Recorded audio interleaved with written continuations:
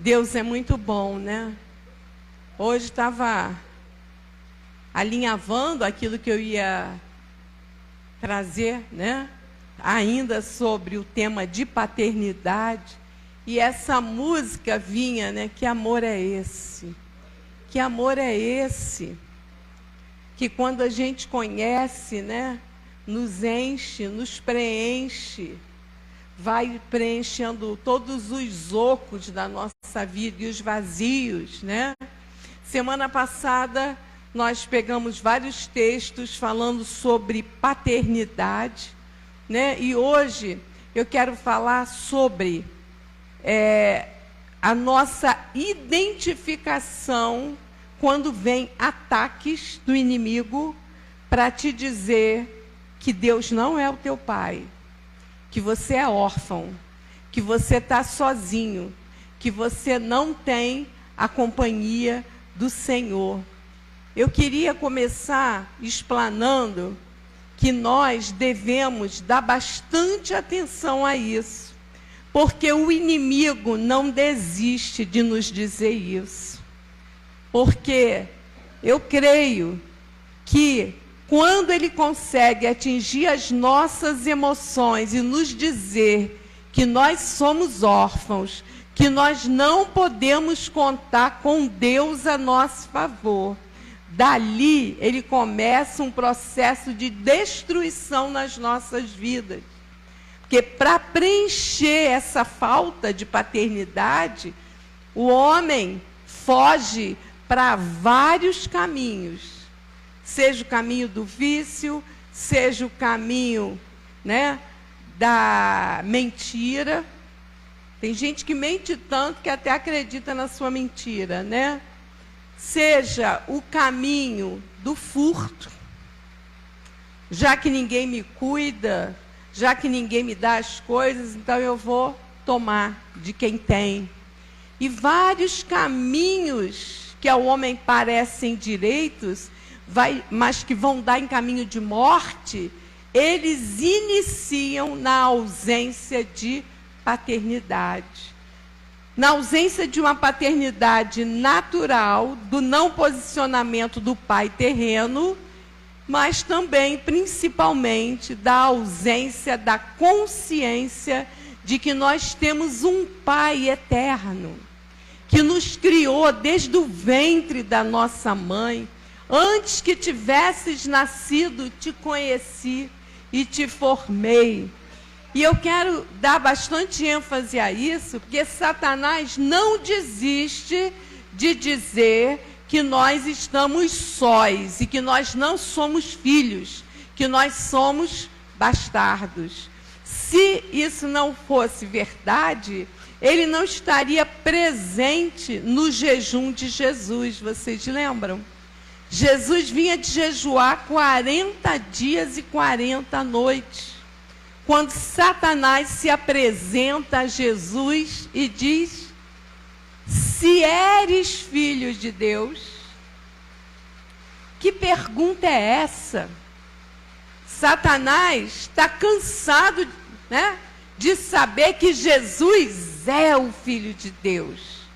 Mas ele acreditava que, estando Jesus em jejum, né, por tanto tempo, que ele estivesse vulnerável. Mas o Senhor sabia muito bem quem ele era. E ele disse: aparta de mim, Satanás. Eu nada tenho contigo. Nem só de pão viverá o homem, né? Porque ele fala: se eres filho de Deus, transforma essas pedras em pães. Então ele estava trazendo uma dúvida na paternidade de Jesus e ele estava também ali tentando Jesus na sua fome. Quem não quer um pãozinho depois de 40 dias em jejum, né? Até muito menos, até acordando de manhã cedo, um pedaço de pão. Muito obrigada, querido. Deus te abençoe. Pode ser uma tentação para nós, pode nos limitar, né? tá ali, fez um propósito, eu vou jejuar. Aí acorda, aquele cheirinho de pão quentinho. Às vezes, né, a família não sabe, bota o pão no forno e você sente aquele cheiro. Acho que eu vou deixar o jejum para amanhã. Né? Triste, mas às vezes acontece. Então, o que eu quero dizer para vocês é que durante toda a nossa vida vai haver um conflito, vai haver uma guerra entre eu ter convicção de que eu sou filha e por isso eu devo estar sempre relendo os versículos que falam da minha paternidade, da minha origem, de quem eu sou, e o espírito de orfandade. Na hora da nossa crise, na hora das situações difíceis que enfrentamos, Satanás vem e diz, né? Se você fosse mesmo filho de Deus, você não estaria passando por isso.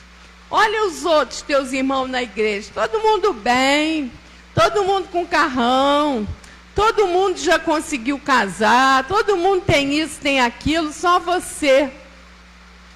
Né? O diabo, ele sempre quer nos atingir através das circunstâncias.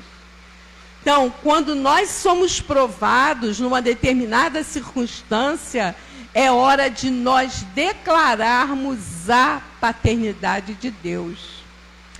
As pessoas que eu aconselho, eu costumo dizer, fala alto. Sai para lá, Satanás. Sabe quem eu sou? Eu sou filha do Deus vivo. Eu sou filha do Eterno. Eu sou chamada com um propósito. Né? Deus disse para Jeremias que se achava uma criança. Antes que existisses no ventre da tua mãe, eu te conheci.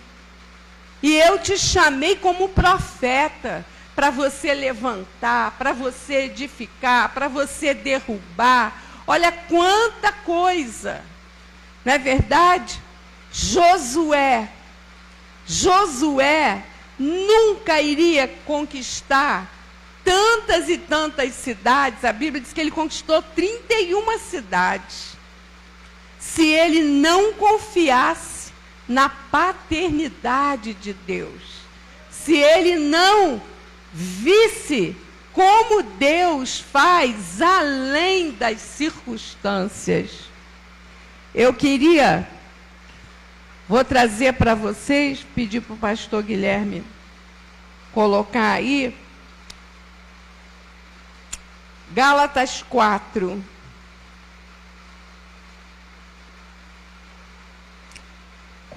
De 4 a 7.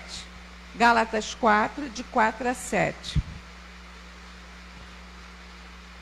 Mas quando chegou a plenitude do tempo, Deus enviou seu filho, nascido de mulher e debaixo da lei, para resgatar os que estavam debaixo da lei, a fim de recebermos a adoção de filhos.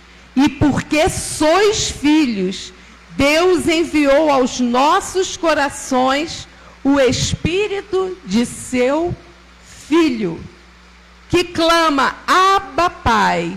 Portanto, já não és mais servo, mas filho. E se és filho, és também o quê? Herdeiro de Deus. E o que o herdeiro tem no reino de Deus? Ele vai ser identificado com o Pai. Identidade, o espírito de orfandade, ele quer te dizer que você não parece com ninguém da tua família, que você não se identifica, né? Identidade vem do adjetivo idem, idêntico. Nós precisamos nos descolar no natural, daquela imagem que nós temos natural de pai, e buscar a nossa origem. Essa é a nossa saída para nos reconhecermos como filhos de Deus. né? Criados a quê? A imagem e semelhança. Então eu declaro para as hostes do inferno: eu sou filha do Deus Altíssimo.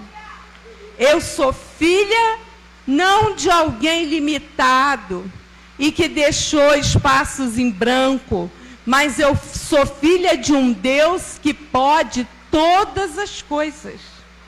E o Senhor nos garante que nós faríamos na terra proezas no seu nome, coisas iguais às que ele fez, e coisas maiores ainda faríamos, né? Atos 7. Atos 7, a partir do verso 54. Ouvindo eles isto, enfureciam-se em seus corações.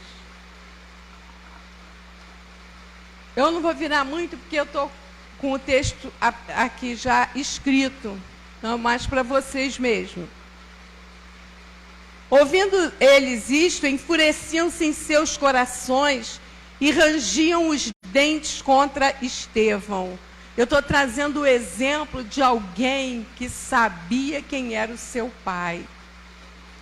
Estevão foi apedrejado com 29 anos. Ele foi da primeira equipe de diáconos, que foi levantada para servir as mesas e para atender o povo. Mas a atitude que a gente vê Deus tendo com Estevão é única. Observem bem esse texto. Mas ele, cheio do Espírito Santo, fitando os olhos no céu, viu a glória de Deus e Jesus em pé à direita de Deus, e disse... Ele contou isso para todo mundo, só que eles não creram, nem se tocaram, nem se mexeram. Paulo estava lá ainda como Saulo. Mas ele, cheio do Espírito Santo, fitando os olhos no céu, viu a glória de Deus e Jesus em pé à direita de Deus, e disse: eis que eu vejo os céus abertos e o Filho do Homem em pé à direita de Deus. Então eles gritaram com grande voz, taparam os ouvidos e arremeteram unânimes contra ele, e lançando-o fora da cidade, o apedrejavam. E as testemunhas depuseram as suas vestes aos pés de um mancebo chamado Saulo. Apedrejavam, pois, a Estevão, que orando dizia: Senhor Jesus, recebe o meu espírito. E pondo-se de joelhos, clamou com grande voz: Senhor, não lhes imputes esse pecado. Tendo dito isso, adormeceu, e Saulo consentia na sua morte. Eu quero te dizer uma coisa muito forte. Quando você tem convicção da tua paternidade celestial e você começa a entrar nas regiões celestes, como hoje a gente viu Júlia aqui adorando, né? E a gente viu que houve algo sobrenatural, que Deus veio, tomou. Muitas vezes a gente tem visões e revelações que o ímpio não crê. E mais do que isso, ele se enfurece. Que nós servimos como um espelho para quem não crê. E a pessoa que não crê, ela se enfurece conosco. Algumas pessoas vão se enfurecer com você e você vai falar: meu Deus, mas o que eu fiz? Eu só preguei a palavra. Foi o que Estevão fez. Ele só pregou a palavra. Mas eles acreditaram, claro que houve um complô por trás, eles quiseram realmente acabar com Estevão, mas aquela presença viva do Senhor na vida de Estevão, aquela consciência de quem ele era filho. Gente, 29 anos apenas. Se a gente pensar em João, que foi apóstolo aos 18. Não tem a ver com idade, tem a ver com o coração que se abre. Com o coração. Hoje você falou ali no louvor, né? O Senhor nos transforma de dentro para fora. O seu coração, só você tem a chave. A palavra fala em Apocalipse: eis que eu estou à porta e bato. Deus nunca vai arrombar o seu coração. Você observa que ainda existem sintomas de espírito de rejeição, de abandono, de falta de identidade. Abre o coração, deixa Jesus sondar, deixa Jesus entrar e curar. Deixa o Senhor transformar. Só que ninguém vai poder fazer isso por você. O coração, uma porta de uma casa só abre por dentro. A não ser que o dono esteja do lado de fora e tenha a chave. Certo? Mas aqui no caso, Jesus bate. Quem tem que abrir? Eu e você. Como o salmista abriu. Senhor, sonda-me. Sonda-me, ó Deus, e vê se há em mim um caminho mau. E guia-me pelo caminho eterno. Nós sabemos que muitas pessoas nessa vida passam por coisas muito e muito difíceis. Que é só milagre para a gente perdoar. Hoje a gente vai entrar um pouquinho no perdão. Olha que coisa linda. Estevão, eu posso dizer que Estevão era um diácono maduro, muito maduro, porque ele estava ali sendo apedrejado e morto, e estava orando e falando: Senhor, não lhes imputes o que eles estão fazendo. Né? Então, para você chegar nesse nível, às vezes é muito difícil você perdoar quem matou alguém da sua família. Agora ali ele estava perdoando quem vinha trazer a morte sobre ele mesmo. E ainda com consciência, ele ministra esse perdão, né? Nós sabemos que há pessoas que passam por abuso, pessoas que os pais abandonam. Eu tive uma aluna que a mãe, quando nasceu, jogou no lixo. Depois ela se arrependeu, voltou lá e pegou.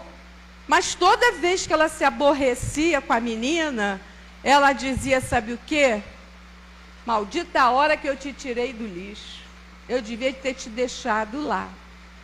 E aquilo foi trabalhando. Eu comecei bastante a conversar com ela. E um dia ela me disse: estou namorando um bandido lá do morro. Aí eu falei: mas não é possível. Ela era uma menina muito bonitinha e tinha uma boa índole. Aí eu falei com ela: não faz isso. Tem tanta... A vida te espera. Você só tem 16 anos. Você não tem nem idade para se comprometer com nada. Mas é aquilo, quando você tem uma carência, né? Firmada no abandono, firmada na rejeição. Você quer alguém que te ame a qualquer preço. Se chegar com palavra bonitinha, ou, né? Vai envolver e vai te levar. Aquela menina, antes do final do ano, esse bandido não tinha só ela de namorada. Ela apareceu com aquele rosto tão bonito, teve uma marca, fizeram um C no rosto dela, com faca. Lá no Rio isso não é tão incomum. Uns raspam a cabeça, outros... E ela chegou depois de um mês e pouco sem ir à escola. Ela veio com aquela cicatriz no rosto, porque a mulher de fé lá do bandido tinha atacado ela daquela maneira, né? O que um espírito de orfandade pode fazer com alguém? Né? Jogar no mais profundo abismo. Mas nós temos um Deus que se manifesta na nossa fraqueza, que se manifesta na nossa carência, que deseja nos amar. Que amor é esse? Que amor é esse que nos abraça? Vamos abrir o nosso coração e deixar o Senhor entrar. Vários são os sintomas que o espírito de orfandade gera numa vida, num adolescente: revolta, desejo de não crescer. Não crescer, ficar criança a vida inteira, né? Crescer para quê? Né? A infantilidade ali permanente, porque o Senhor nos fez e Ele disse o quê? Crescei e multiplicai, enchei a terra. O crescimento vem de Deus. Uma das coisas que são notáveis na minha e na sua vida, quando nós somos adotados pelo Senhor, é que nós desenvolvemos, nós crescemos, né? O amor mesmo dos homens uns pelos outros, ele nos engrandece, ele nos faz crescer, ele nos estimula, né? E nós precisamos aprender a ouvir a voz do Pai. Foi outra coisa que você falou hoje, né? Glórias a Deus, o Espírito Santo está aqui, ministrando desde o início. Precisamos aprender a ouvir a voz do Pai. A palavra diz: as minhas ovelhas conhecem a minha voz e me seguem. As minhas ovelhas, os meus filhos, aqueles que me amam, que guardam os meus mandamentos, que me buscam em espírito e em verdade. Então, quando você estiver querendo ir próximo ao abismo, o Senhor vai falar: não, Sara. Puxar a gente assim, né? Com força. Em nome de Jesus. Agora lembrei que eu era vice-diretora do Colégio João Alfredo, e eu fui para uma final de campeonato de... Não era vôlei, não. Aquilo que... Não. Handball, isso, esqueci o nome. De handball. Fui com umas meninas, era feminino o campeonato, do curso normal. Aí nós fomos para lá, para o Instituto de Educação, né? Chegamos lá, o time do Instituto era um time bom, mas as meninas começaram a roubar abertamente, porque elas estavam em casa e nós éramos visita. Eu fui acompanhando o professor de Educação Física, porque era o último dia, era o campeonato, era a final.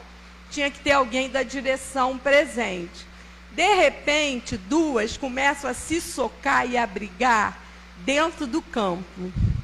O professor ficou estático. Eu pulei dentro do campo, puxei a menina, que era minha aluna, pela camisa. A camisa rasgou na minha mão.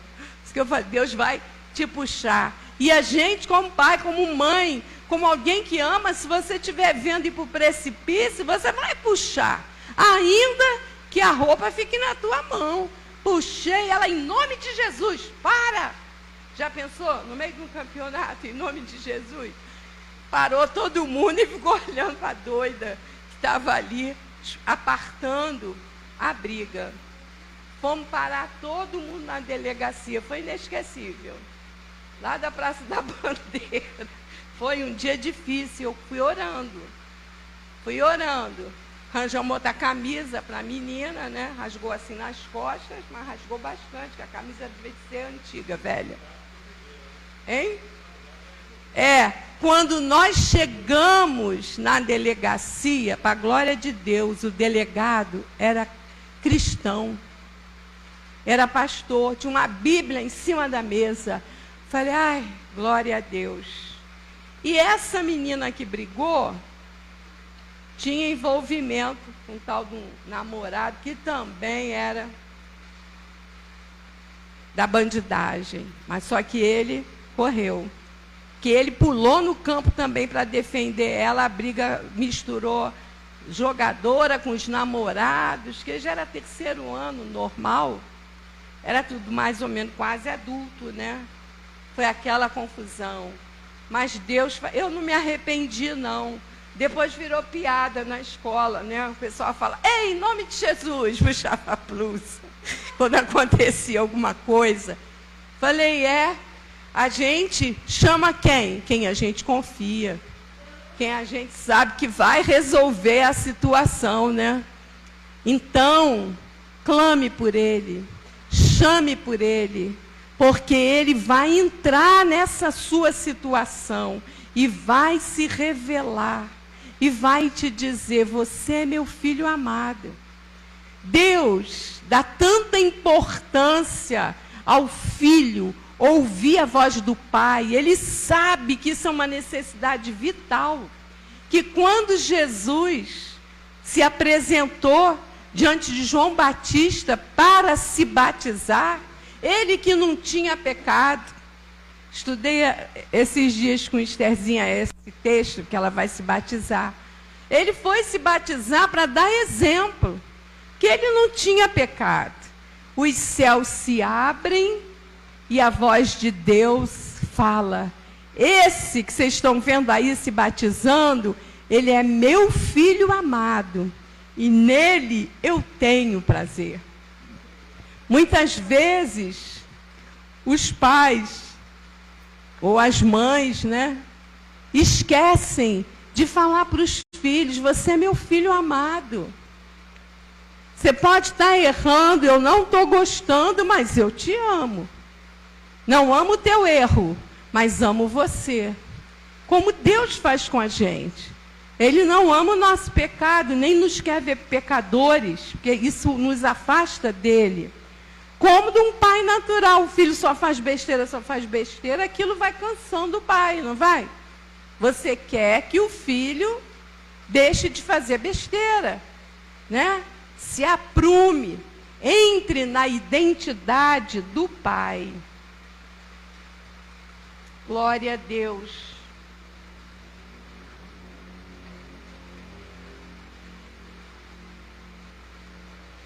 Romanos 8, do 14 ao 17.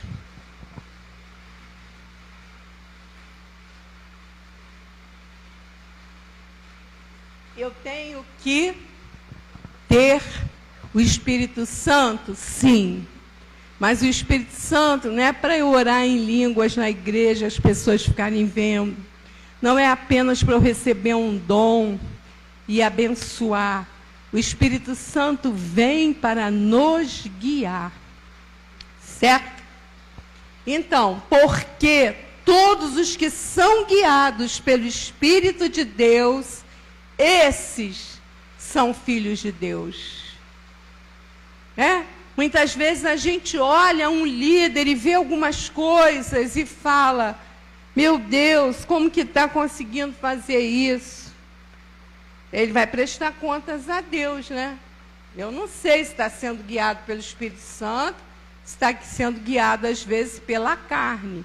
Porque não é pelo título, não é pelo nome, mas é pelo caminhar. É pelos frutos que nós vamos conhecer. Não é verdade? Você, eu, qualquer um de nós. A regra, a lei de Deus é a mesma. Quem mais recebe, mais é cobrado. Não é verdade? Quem mais Deus derrama, mais Deus espera que corresponda. Então, todos os que são guiados pelo Espírito de Deus, esses são filhos de Deus. Porque não recebeste o espírito de escravidão, para outra vez estardes com temor, mas recebestes o espírito de adoção, pelo qual chamamos Abba, Pai. O Espírito mesmo testifica com o nosso espírito que somos filhos de Deus. E se filhos, também herdeiros, herdeiros de Deus e co-herdeiros de Cristo, se é certo que com ele padecemos, para que também com ele sejamos glorificados. Aleluia! Oh, Deus maravilhoso! Nós sabemos, pastor Guilherme, apóstolo Guilherme, pregou no domingo sobre o Espírito Santo. E ele falou, quando o Espírito toca no pó, nós somos seres viventes. Quando o Espírito Santo toca nas nossas vidas, trazendo revelação, trazendo temor, trazendo consistência espiritual para nós, confirmando quem nós somos, confirmando a nossa identidade de filhos. Então, a nossa alma se regozija, a nossa alma vai sendo curada, cada vez que o amor de Deus é revelado dentro de cada um de nós, cada vez que nós vemos Deus nos socorrendo, cada vez que nós vemos Deus sendo fiel para conosco. Amém?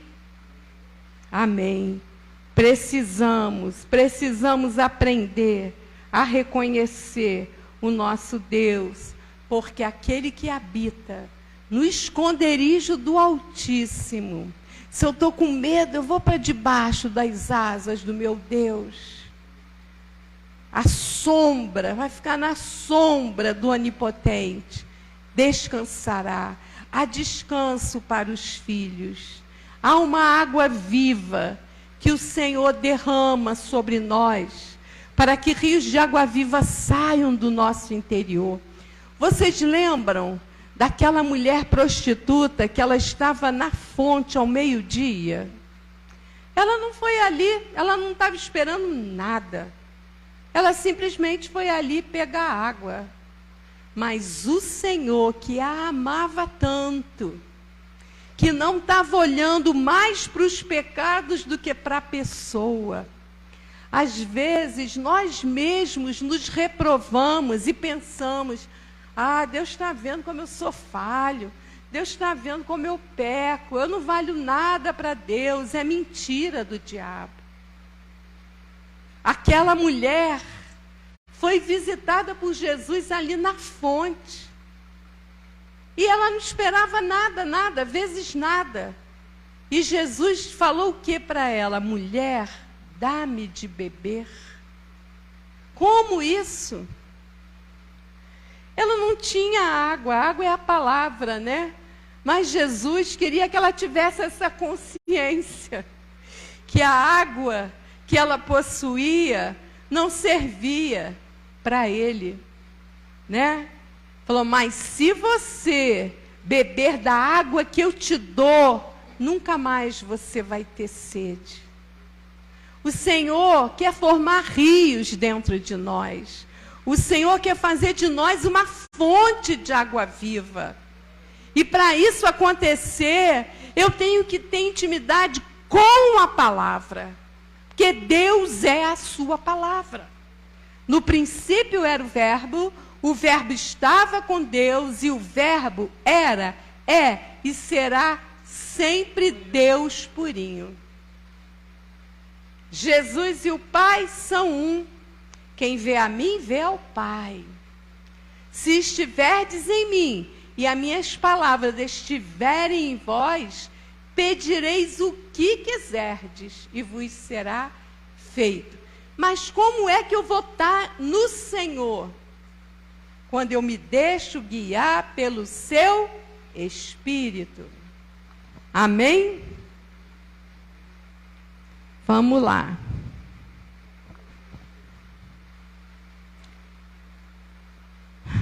Evangelho de João 14, do 9 ao 20.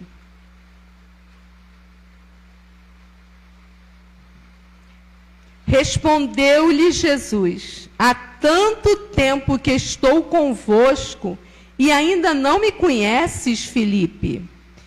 Quem me viu a mim, viu o Pai. Como dizes tu, mostra-nos o Pai. Não crês tu que eu estou no Pai e que o Pai está em mim? As palavras que eu vos digo, não as digo por mim mesmo, mas o Pai que permanece em mim é quem faz as suas obras. Olha que coisa linda. O Pai está em mim e eu faço as obras do Pai. Quem faz, na verdade, é o Pai. Mas por ele permanecer em mim e eu nele, eu faço o que ele faz. Assim era Jesus. Ele dizia, não faço nada que o Pai não me tenha mandado. Esse é o padrão de Deus para nós. É difícil? É impossível? Não. Eu preciso estar buscando. Eu preciso estar me alimentando de dia e de noite. Me alimentando, renunciando à minha carne e buscando esse Pai celestial. Muitas vezes você vai estar num outro nível. Você vai estar vendo coisas que quem mora contigo não vê. Você vai estar vendo coisas que quem trabalha contigo não conhece, não sabe, não vê. Mas glória a Deus porque você vê. Quando eu vi Jesus ali no meu leito de enfermidade, ninguém viu, só eu.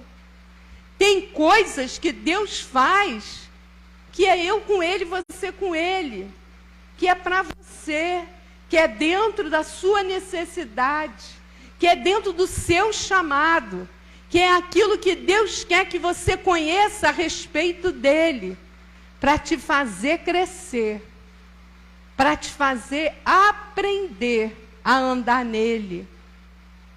O núcleo, a coisa mais importante para eu ser curado, é perdoar as pessoas que me ofenderam.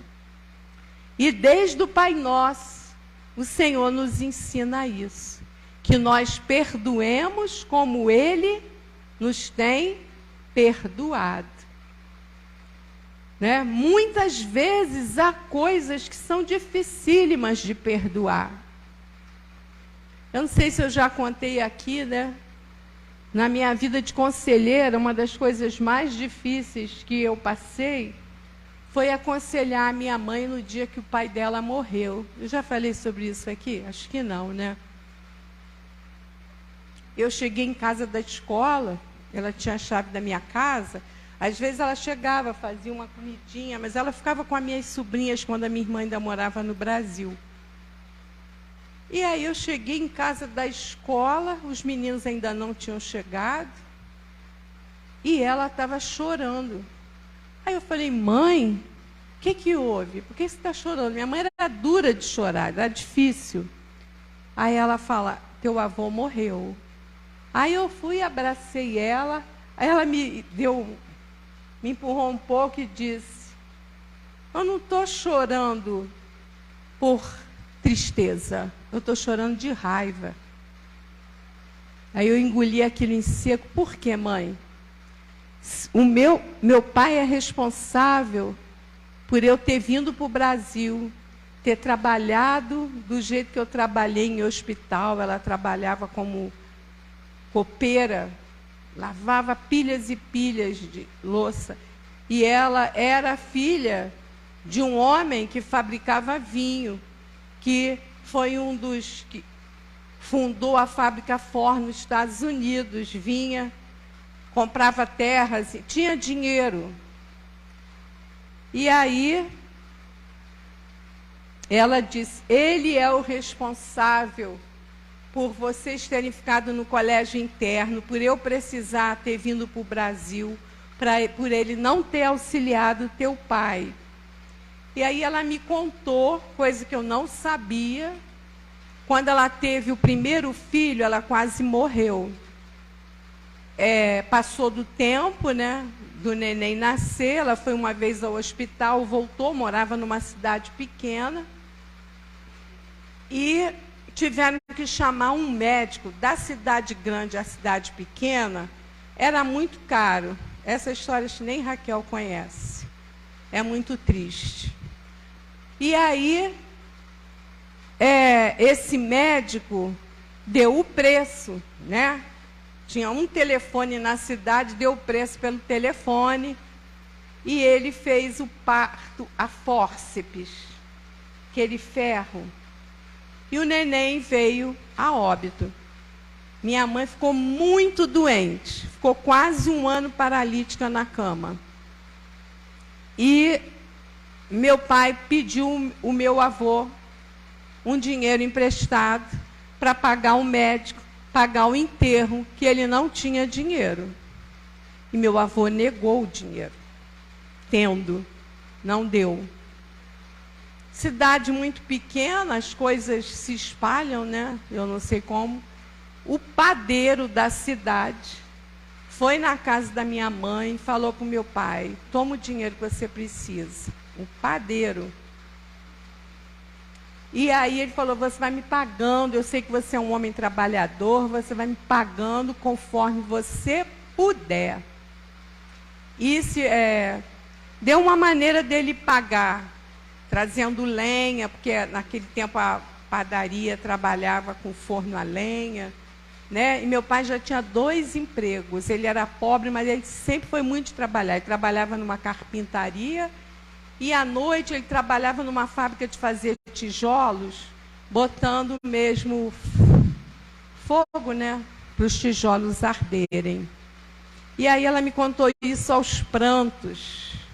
Ela falou: fiquei quase 2 anos brigada com a minha mãe, porque a minha mãe tinha um dinheirinho separado. A minha mãe poderia ter me ajudado, mas ela nem pediu o meu pai, nem se movimentou.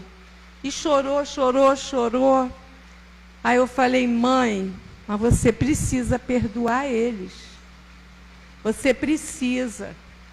Olha o lado bom da gente ter vindo. Vocês tiveram a vida independente de vocês, não precisaram depender do meu avô.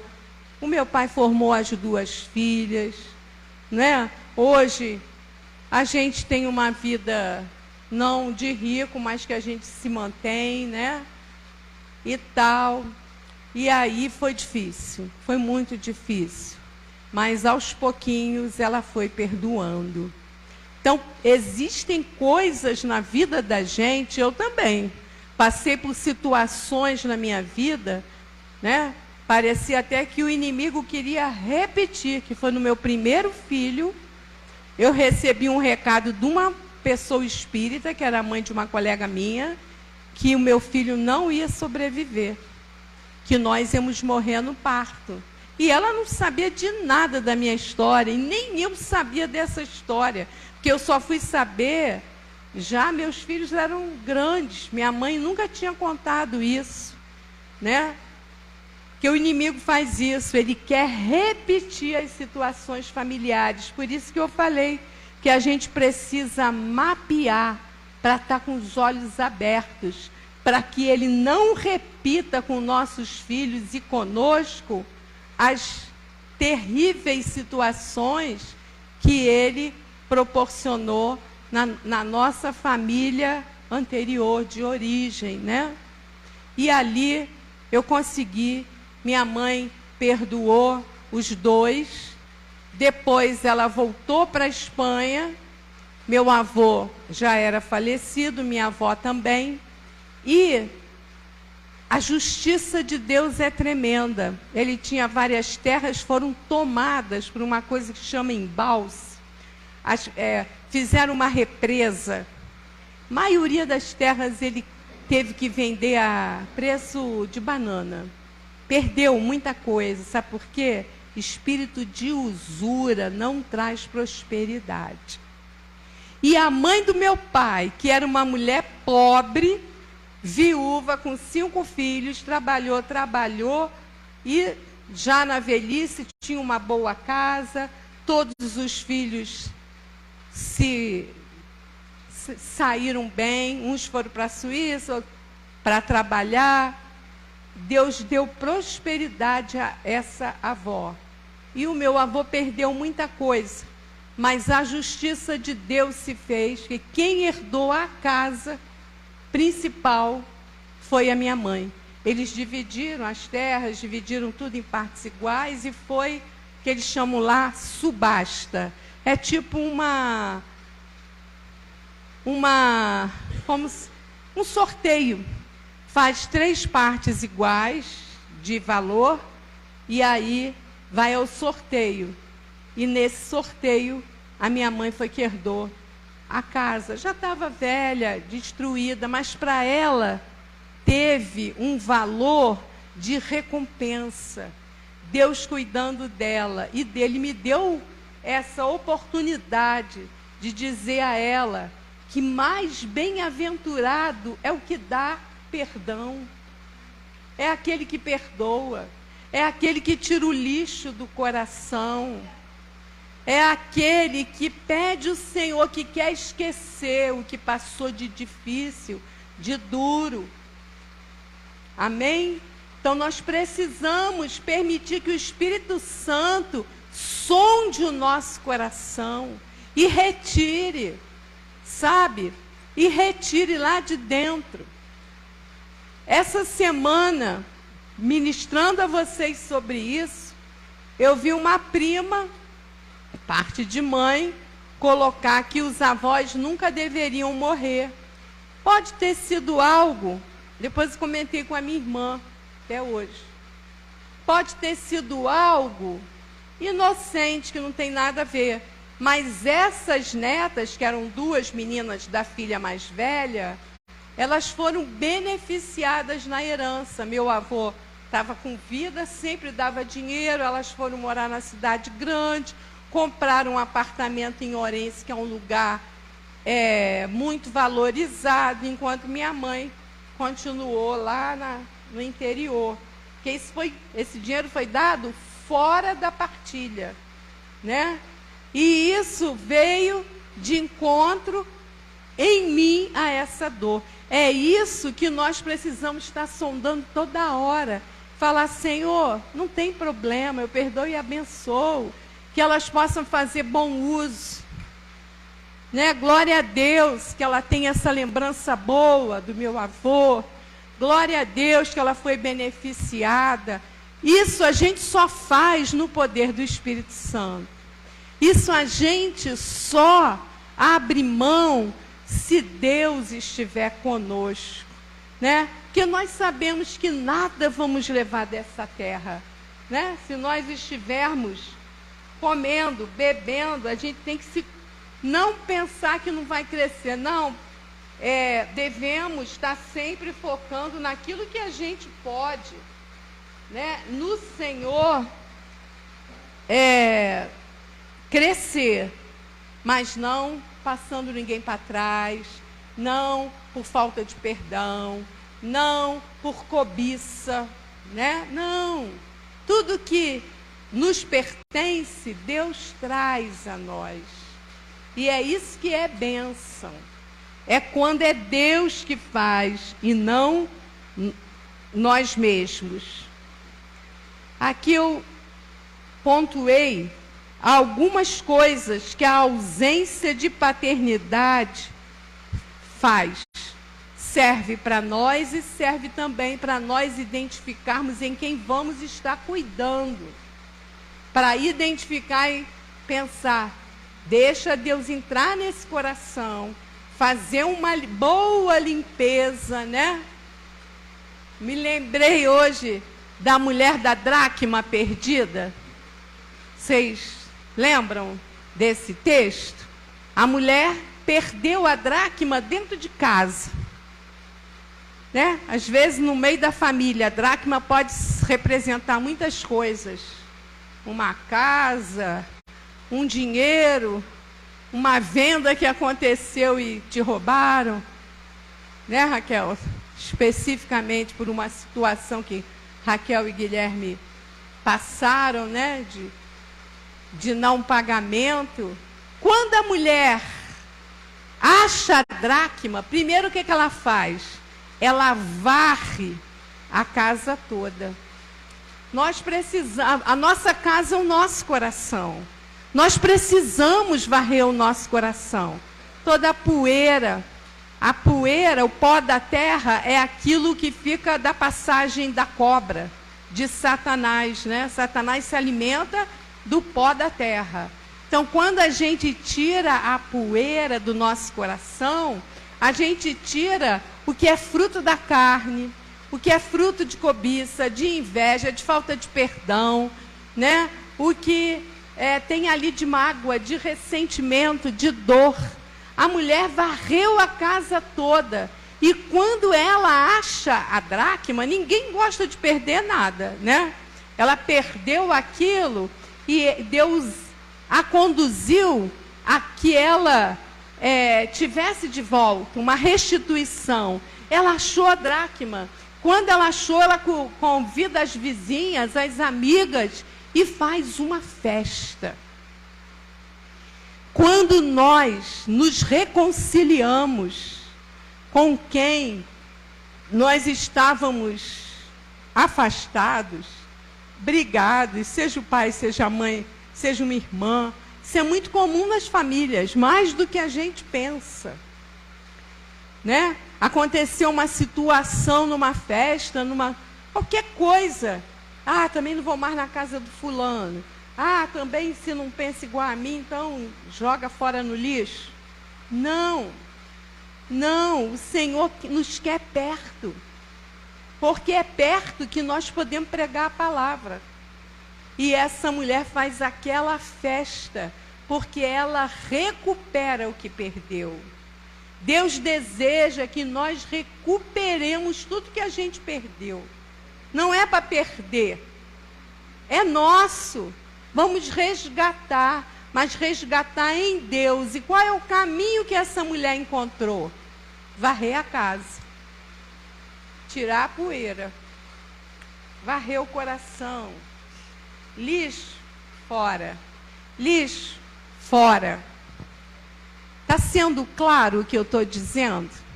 Eu estou falando do espírito de orfandade e estou falando da paternidade.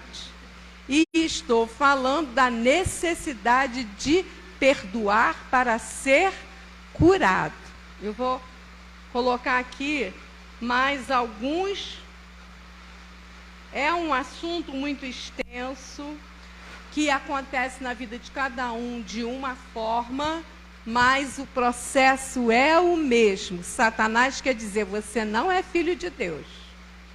Você não é merecedor do amor de Deus.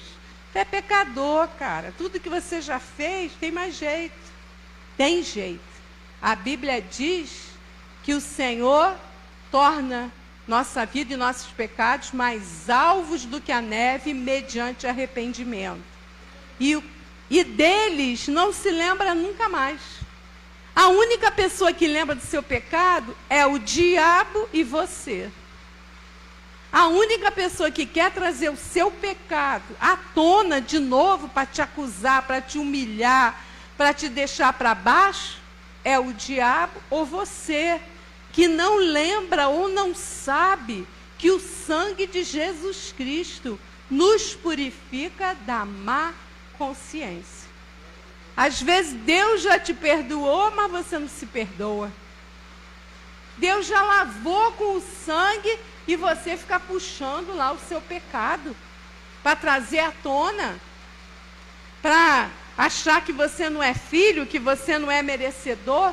Nós não somos merecedores mesmo. Tira merecimento do seu vocabulário, né? Nós somos agraciados. É graça. Não é merecimento. É graça. É amor abundante que Deus tem por cada um de nós. Aleluia. Ah, Jesus. A ausência de paternidade, ela denuncia a existência de um distanciamento emocional entre você e o seu pai natural.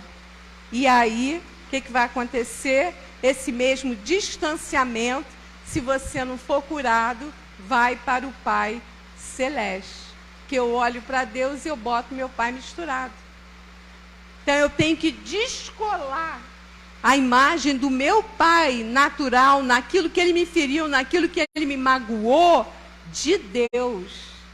Que Deus é outro departamento. Porque Deus é justo. Deus é fiel. Deus é abundante em me abençoar. Deus não dorme nem dormita. Eu é que sei que pensamentos tenho a vosso respeito, pensamentos de bem e não de mal, para vos conduzir ao fim que eu determinei e escolhi para vocês. E não é um fim desastroso, é um fim bom. A alma abandonada sempre terá ciúmes dos seus relacionamentos e sempre vai comparar por causa do medo de ser abandonado. É diferente do ciúme de Deus. O ciúme de Deus é zelo. Ele não te quer longe dele, ele te quer perto. Não é um ciúme carnal, é um ciúme no espírito, de ver os filhos em volta dele. Glória a Deus. As águas que regam a terra.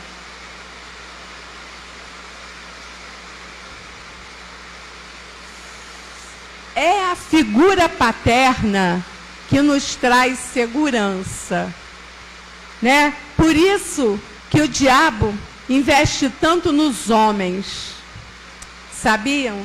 Por isso que Satanás afasta os homens da igreja, afasta os homens de Deus, porque é na figura paterna que há um direcionamento de destino, de futuro, de segurança.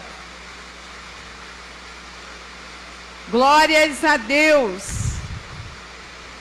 A chuva está vindo. Diz que o natural testifica do espiritual.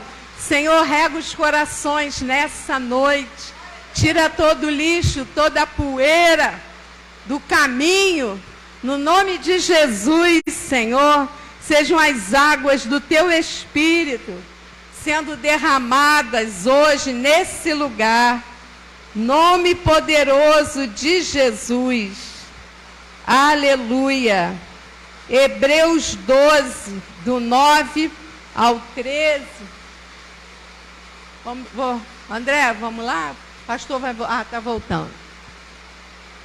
Vou demorar muito não, tá, gente? Mas esse, não sei que horas já são. Se deixar, estou igual a você, eu vou embora. 9:05. Mais um pouquinho. Hebreus 12, de 9 a 13. Depois eu vou botar na comunhão, porque já está tudo digitado. Quem quiser. Além disso, tivemos nossos pais segundo a carne, para nos corrigirem, e os olhávamos com respeito. Não nos sujeitaremos muito mais ao Pai dos Espíritos e viveremos? Pois aqueles, por pouco tempo, nos corrigiam como bem lhes parecia, mas este para nosso proveito, para sermos participantes da sua santidade. Na verdade, nenhuma correção parece no momento ser motivo de gozo, porém de tristeza, mas depois produz um fruto pacífico de justiça. Aleluia! Nos que por ele têm sido exercitados. Portanto, levantai as mãos cansadas e os joelhos vacilantes, e fazei veredas direitas para os vossos pés. Para o que é manco, não se desvie, antes seja curado. Eu, por exemplo, estou precisando ser curada. Comecei a fisioterapia, mas dói, viu? O joelho dói. Vamos lá. Esse espírito vai trazer um isolamento de orfandade. Vocês e eu não somos órfãos, por mais que Satanás queira dizer isso, por mais que algumas circunstâncias queiram dizer isso, né? Então, o isolamento social até na família, na escola, quando você vê aquele aluno que senta lá atrás, não para fazer bagunça, mas para não precisar ter muito contato, ele foi vítima de rejeição, certamente, né? Uma instabilidade no humor. Ora está super feliz, escondido ali. Ora está deprimido, porque veio aquele ataque, né? Na verdade, a bipolaridade vem dessa ausência da firmeza do pai no caráter, nas emoções. O pai faz muita falta. Instabilidade no humor. No humor, tem gente que se esconde no sorriso, na piada. Está cheio de ferida por dentro, mas tudo vira piada. Né? A gente conhece gente assim, não é verdade? Não consegue falar mais sério. Se você quiser entrar na vida da pessoa, perguntar uma coisa mais séria, ela foge. Eu preciso enxergar Deus como Pai e me desapegar da imagem do Pai natural sobre Deus. Isso é um processo, não é tão fácil, né? Não é tão fácil. Romper com as memórias do passado e perdoar nossos pais, nossos pastores, que às vezes podem fazer algum comentário não bom a nosso respeito. Achar, você não dá para isso, não. Meu filho mais velho, que é baterista, teve um pastor que falou, desiste, você não vai conseguir ser baterista, não. Estava errado. Né? Por ele ser teimoso, foi uma teimosia boa, que ele continuou, né? Outras coisas. Professores. Quantos professores que falam, esse menino não vai dar em nada, não, tem problema, tem dificuldade, não consegue aprender, consegue. Nós tínhamos uma ovelha lá no Rio de Janeiro, que era mãe de uma menina autista. Até outro dia eu estava dando aula, ela ligou, né? E na escola especial, falaram que ela nunca ia aprender a ler e escrever. Ela lê e escreve. Sabe o que a mãe fez? Se matriculou na UERJ, fez curso, sentava com a filha, e ela guerreou e lutou, a mulher de oração, a mulher de Deus, irmã Eliane. Se ela nos ouvir, Deus continue abençoando vocês. E a menina não foi o que os professores disseram. Não foi. Ela lê e escreve. Claro que ela tem as limitações de alguém que é autista. Ouça o pai. Ouça a voz do pai. Ouça o que ele ensina. E para isso, preciso ler a palavra. Todos os dias. Todos os dias. Eu vou parar por aqui, né? Vou parar por aqui. Perdoar. Perdoar. Se você identificou algum lixo, alguma dor, alguma falta de perdão, a hora é essa. Porque a luz de Deus, quando ela foca numa situação, não é apenas para revelar. É para revelar e é para curar. Essa é a vontade de Deus para conosco. Deus não traz nada à tona para continuar, ou para empustemar, ou para ser uma ferida que cresce. Não. O Senhor quer cicatrizar as nossas feridas. Às vezes a gente olha para o caminho que nós precisamos percorrer e a gente pensa, eu não vou conseguir. Mas se a gente depender de Deus, a gente consegue. A gente consegue. Eu precisei perdoar uma pessoa bem próxima da família, que ela me feriu, me magoou tanto, que eu não conseguia ficar no mesmo ambiente. E quando eu vi essa pessoa, o meu corpo tremia. O meu peito balançava, acredite se quiser. E eu tinha que sair daquele ambiente social da família e orar. Falar, Senhor, eu não aceito. Eu quero perdoar. Eu quero ser canal teu na minha casa, na minha família. Me ajuda. Me ajuda, eu preciso da tua ajuda. O meu corpo treme, o meu corpo reage. Então, eu sei muito bem o que a falta de perdão pode fazer numa vida. Mas quando a gente perdoa, dá uma liberdade, dá uma libertação. Porque quando você não perdoa, aquela pessoa toma café com você na mesa, almoça contigo. Você está entendendo o que eu estou falando? Você só pensa naquela pessoa, em como responder, em como, quando estiver junto de novo, o que é que vai dizer, como que você vai se comportar, não é? Mas a gente, de nós mesmos, nós não sabemos. Nós não podemos erguer essa ponte de religar. A Bíblia fala que é o Senhor quem nos reconcilia com o Pai, com os irmãos, e uns com os outros, e conosco mesmo. Às vezes a gente precisa se reconciliar com a gente, porque a gente não se aceita, não aceita o que já fez, não aceita a vida que levou. Então precisa perdoar. O adulto precisa perdoar o jovem, o adulto que habita em mim precisa perdoar a criança, né? Entende o que eu estou dizendo? Aquelas atitudes que a gente tomou em outro tempo. No nome de Jesus eu oro. Pai, no teu nome, que desça uma unção sobrenatural sobre esse lugar. Que feridas venham à tona para serem curadas.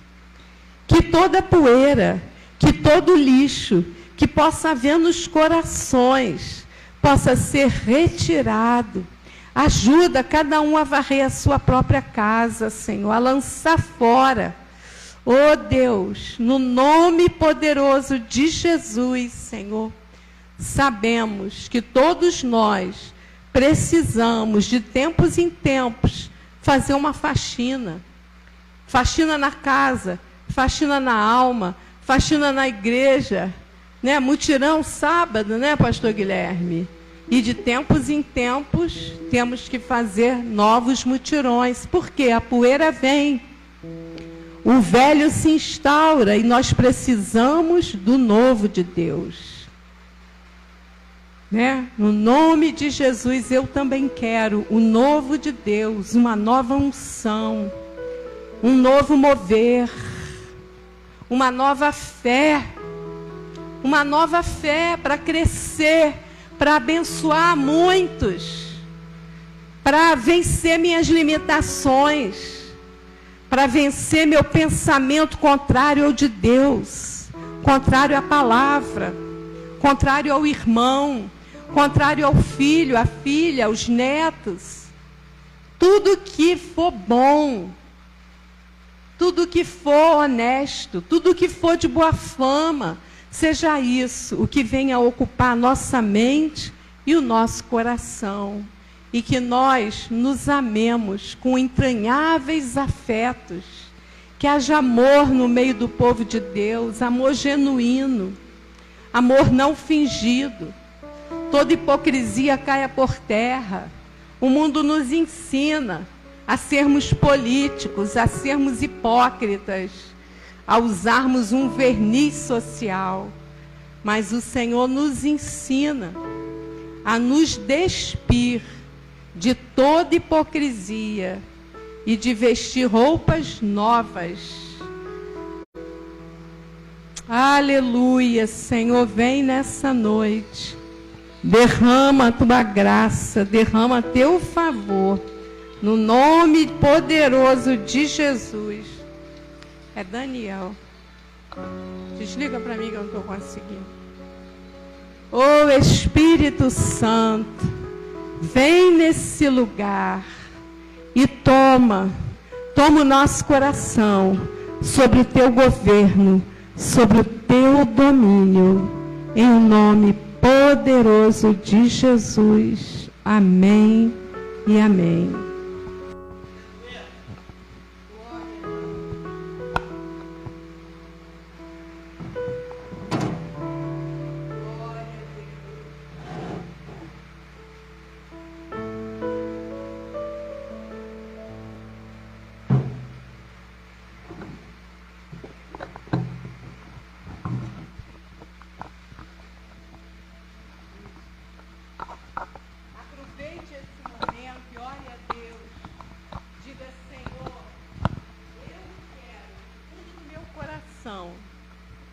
eu quero, Senhor, perdoar todos aqueles que me têm ofendido.